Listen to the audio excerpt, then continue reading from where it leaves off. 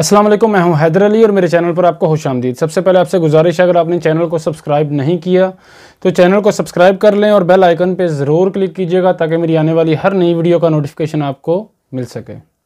उम्रा के हवाले से, मस्जिदुल हरम के हवाले से, मक्कातुल मुकर्रमा और मदीनातुल मुनव्वरा के हवाले से बहुत ही अच्छी अपडेट है। अल्हम्दुलिल्लाह, अल्लाह का शुक्र है कि खुशखबरी आ गई है। मैंने कुछ दिन पहले, शायद परसों, एक वीडियो बनाई थी, उसमें यही कहा था कि भाई बहुत से लोग परेशान हैं कि भाई हम उम्रा नहीं कर सकते, हरम शरीफ की ज़ियारत नहीं कर सकते, मदीना मुनव्वरा में नमाज अदा नहीं कर सकते, परमिट लेना पड़ता है। तो अल्लाह का शुक्र है कि अच्छी अपडेट आने का सिलसिला शुरू हो गया है और इंशाल्लाह नेक्स्ट फ्यूचर में भी अच्छी अपडेट्स आएंगी हरम के हवाले से, मदीना मुनव्वरा के हवाले से। जो भी कुछ पाबंदियाँ बरकरार हैं वो भी इंशाल्लाह अज़्ज़-व-जल ख़त्म हो जाएंगी, लेकिन ज़्यादातर पाबंदियाँ अल्लाह का शुक्र है कि ख़त्म हो गई हैं। आज की वीडियो में मैं आपको डिटेल से बताऊँगा, तो बराए मेहरबानी वीडियो को पूरा देखिएगा। सबसे पहले आपको बताता चलूं कि अभी हरमैन शरीफैन में आपको तवक्कुलना का स्टेटस दिखाने की ज़रूरत नहीं है, ये पाबंदी ख़त्म कर दी गई है। अल्लाह का शुक्र है। पहले आप जब हरम में जाते थे तो आपको तवक्कुलना ओपन करना है, स्टेटस दिखाना है, ये बहुत ज़रूरी था, इसके बगैर आपका दाखिला मना था। अभी इसको दिखाने की ज़रूरत नहीं है। नंबर 1 पे आपको बताता चलूँ कि नमाज के लिए आप जो परमिट लेते थे अभी उसकी ज़रूरत नहीं है। बगैर परमिट लिए आप नमाज अदा कर सकते हैं। रोज़ा रसूल सल्लल्लाहु अलैहि वसल्लम की ज़ियारत के लिए भी परमिट लेने की अब ज़रूरत नहीं है। बगैर परमिट आप रोज़ा रसूल सल्लल्लाहु अलैहि वसल्लम की ज़ियारत कर सकते हैं और नमाज भी अदा कर सकते हैं। किसी भी परमिट की अभी ज़रूरत नहीं है, किसी भी टाइम आप जा सकते हैं। नंबर 3 पर उम्रा अदा करने के लिए और रियाजुल जन्ना के लिए परमिट लेना होगा। नंबर 3 पर उम्रा अदा करने के लिए और रियाजुल जन्ना नवाफल अदा करने के लिए आपको परमिट लेना होगा।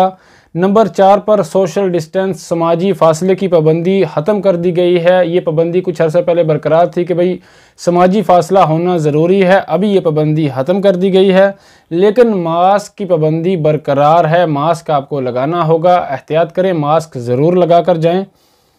और वैसे भी मास्क का जो मुखालफा है उससे भी बच के रहें। भाई ऐसे किसी भी जगह पर आपको खड़ा कर लेते हैं तो मास्क की पाबंदी करें, आपके लिए भी ज़रूरी है।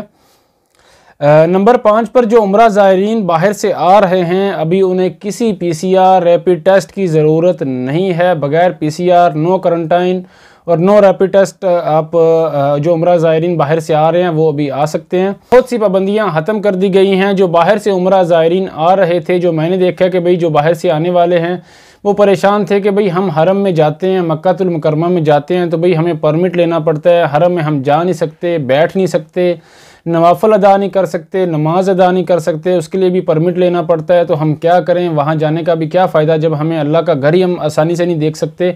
तो अल्लाह का शुक्र अभी आपकी दिली ख्वाहिश पूरी हो गई। हम सब की दिली ख्वाहिश, सब मुसलमानों की जो दिली तमन्ना थी वो पूरी हो गई है। अब आप किसी भी टाइम हरम में जा सकते हैं, नवाफल अदा कर सकते हैं, नमाज अदा कर सकते हैं, लेकिन उम्रा का परमिट आपको लेना होगा। बाकी उम्मीद है इंशाअल्लाह अज़्ज़-व-जल फ्यूचर में जो उम्रा का परमिट है या जो रियाजुल जन्ना के लिए परमिट लेना होता है वो भी इंशाअल्लाह फ्यूचर में इसकी पाबंदी भी ख़त्म हो जाएगी। अभी अगर ये जो पाबंदियां हैं, जो मेन पाबंदियां थी कि भाई हरम शरीफ में आप दाखिल ही नहीं हो सकते अगर आपका तवक्कुलना पर स्टेटस इम्यून नहीं है, तो अभी ये पाबंदियां ख़त्म कर दी गई हैं। तो इंशाअल्लाह फ्यूचर में नेक्स्ट अच्छी खुशखबरियाँ आएंगी हरम शरीफ के बारे में, मस्जिदुल नबवी के बारे में। तो अच्छे की उम्मीद रखें। उम्मीद है आपको डिटेल से समझ आ गई होगी। वीडियो अच्छी लगी हो तो वीडियो को लाइक कर दें, शेयर करें और चैनल को सब्सक्राइब करना बिल्कुल ना भूलें। अल्लाह ताला सब परदेसी भाइयों को अपने हिफ्ज़-ओ-मान में रखे। अल्लाह हाफ़िज़।